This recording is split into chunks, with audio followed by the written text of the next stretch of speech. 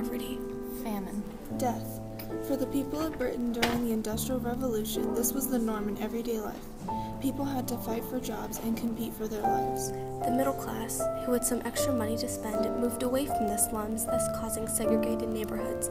The slums was an overcrowded street that inhabited the poorest of the British. Very few could afford to live in houses. The rest lived in tenements, which had about 5 to 9 people per room. This resulted in overpopulation and diseases such as cholera. Housing would share piping systems and toilet facilities, which had no disposal method, so the garbage and human waste would wash into the streets and rivers, leading to indigestible water. The waste would also seep into and flood the housing units. Smog from the factories littered the sky, covered the streets, and ruined living facilities, which inflicted an unhealthy and unsanitary living environment. The workers would come home after 16-hour shifts covered in soot and dirt, which was never properly washed off due to filthy water. They also would eat what little food they had and slept on thin wood covered by a sheet. People were concerned about the unsanitary environments when they would come home from work with injuries.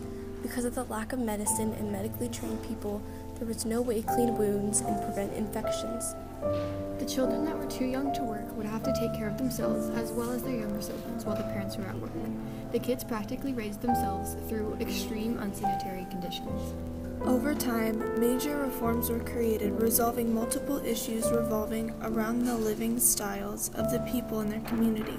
For example, the Public Health Act in 1848 helped improve drainage and provision of sewage and clean drinking water, as well as public health officers being placed in each town.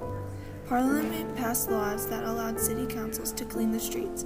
A man named Edwin Chadwick, who was a social reformer, helped promote and create the public health laws. In the end, the slums were torn down, but many families could not afford new housing, so they had to move to a different city's slums.